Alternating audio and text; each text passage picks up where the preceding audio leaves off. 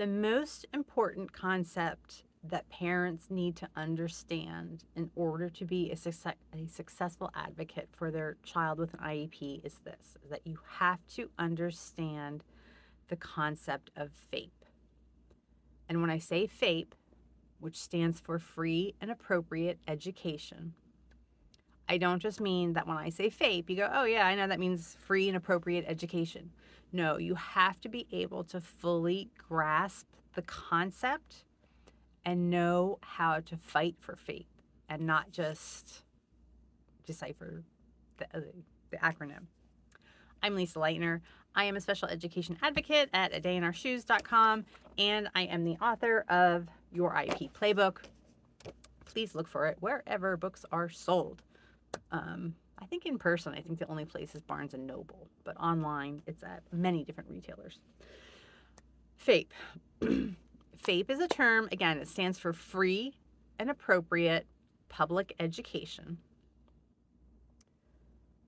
It is a term that came out of a Supreme Court case.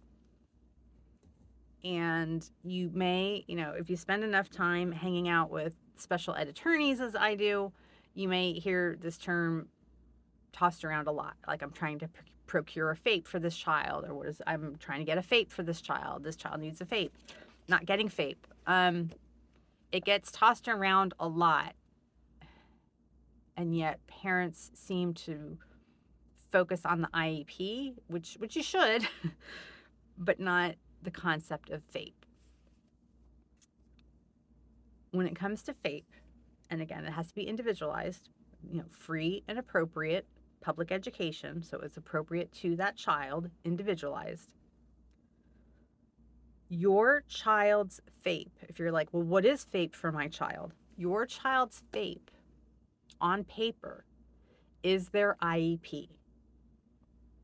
And so I know, myself included, many parents have spent months, years going to IEP meetings, and you don't in your heart and in your gut agree with the IEP. Like, something feels off, something doesn't feel right. I don't think this is enough. I don't think this is going to work. You push back a little bit. Maybe you push back verbally, not in writing. But in the end, you accept the IEP.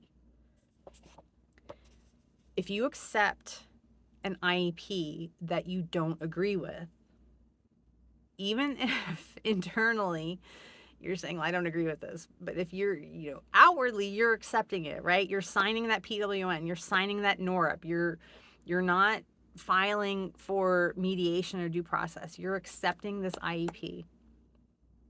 If you accept that IEP, you are agreeing that this is FAPE for your child. Well, no, they'd have to know that I don't agree with that. I push back, and they know I don't like this, and they know I don't like that, and you agreed to it. And I'm sorry if that's uncomfortable for you to hear, but it's a fact. If you agree to an IEP you don't agree with, you have agreed that is FAPE for your child. Many states, most states, have some type of compliance monitoring, right? Where some agency or some representatives from the state go around periodically to schools and check IEP records and stuff like that. They are only checking for administrative timelines, deadlines. Did they get you the letter in 10 days? Did they do the evaluations in 60 days? Are they meeting their IEP annual dates and things like that? There are no IEP police. There are no quality control monitors. There's nobody going around from school to school, IEP to IEP, and checking for meaningful progress, quality of programming, if the IEP is being implemented. Nobody does that. It is assumed. Hold your hand while I'm saying this. It is assumed that unless a parent uses your complaint options, meaning unless you file for mediation or due process, it is assumed that things are going well.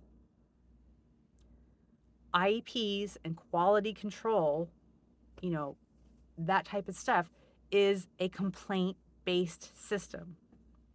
If you do not complain, it is assumed that things are fine. And again, so if internally you might be saying, well, no, they'd have to know that it's not fine. They'd have to know that I don't agree with it. No, you didn't. You agreed with it. You agreed with it. And as such, again, there's not anybody going to come in behind you and say, and look at your IEP and say, well, is this really a good IEP? Is this kid getting what he needs? Is this the right interventions? Is this the right amount of interventions? Is he making meaningful progress? Nobody is going to come in and audit them for those types of things. Nobody. If you don't use your parental rights and complain, file a complaint, it is assumed that things are okay.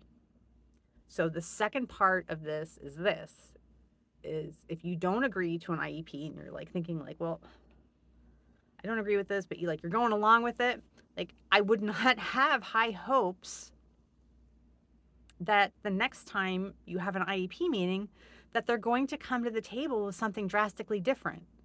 They don't. Like why would they? You agreed to it. You agreed that this is FAPE for your child. So aside from like minor adjustments that happen year to year and modifications and things that change because a child ages, I would not expect an IEP team to come to the table with something drastically different if you've agreed to the IEP, because you're agreeing to the IEP. You've told them, yeah, I agree. This is FAPE for my child. Problems don't resolve on their own. I've never once met a parent who had that feeling in their gut and said, I don't think this IEP is right for us. And I've never once seen that situation just get better on its own without some significant advocacy efforts. And advocacy is not one big sweeping gesture. It's not one IEP meeting where everyone has this come to Jesus moment and then the kid walks out with a drastically improved IEP. That's not how advocacy works. Advocacy is a series of little steps, emails, evaluations, meetings, testing, tears, right? Lots of tears. Advocacy is just step after step after step. It's just consistency. It's the compound effort of documenting and staying engaged and continually pushing for more or different. That is what gets you to FAPE. And I mean, unfortunately, what happens is that too many situations, they reach this break point where the parent just can't take it anymore, and then they find an attorney and they file for due process. And then, yes, there is this watershed moment where the team is forced to come up with a FAPE that everyone truly agrees with, not just on paper, but in their heart and in their gut. For most of us, it doesn't work like that. It's these little steps along the way. It's little meetings and conversations with individual service providers and teachers and things like that. That's how you build a FAPE for your child. Again, it's not going to resolve on its own. You're going to have to advocate, and what that looks like is different for everyone. The other thing is that, and this trips up a lot of parents, any of us can look at a program, an intervention, a curriculum, Wilson reading, ABA, stuff like that, right? Any of us can look at that and say, that is what my child needs. That is what is appropriate for my child. And I'll use my own child as an example, because this happened when he was 3 or 4 years old. And we knew that he has profound autism. I was looking at ABA programs, and I knew that ABA is what he needed. I knew that's what he needed to learn skills, things like that.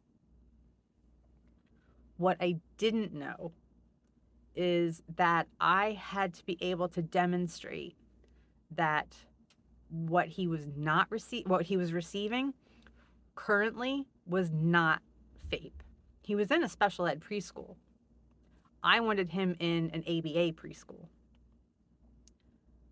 And I was looking at this preschool and I'm like, well, surely that's what he needs. And like, that's what everybody says as far as like with autism, like you should do ABA and all this other stuff.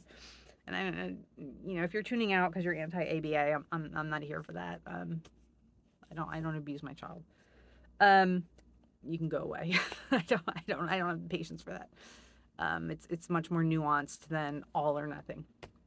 Anyway, I'm looking at this ABA preschool, and it was a verbal behavior preschool, and I wanted him in it, and I didn't understand at the time that I had to be able to demonstrate why the special needs preschool that he was currently in was not FAPE for him.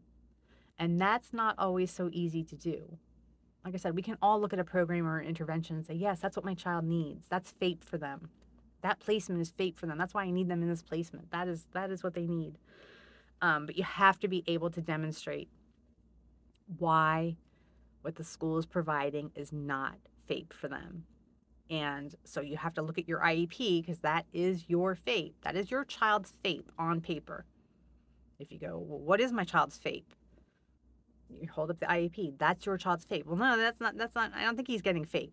Okay, then you have to pursue advocacy options because your IEP as it stands today, if it has your agreement, your signature, whatever, you didn't file for, mediation or due process, you have agreed that is your child's FAPE. And that kind of makes a lot of people uncomfortable. The good news is I have a lot of information. I'm going to put it down below. Advocacy training, more on FAPE, more on progress monitoring, more on complaint options, and things like that. Free resource. Some are free, some are paid. You use whatever works for you. Of course, these are anywhere from like $18 to $25, depending on where you go, which bookstore, who has them on sale. But definitely check out your IEP playbook, and that will also answer a lot of your questions about FAPE and IEPs. Please enjoy the rest of your day.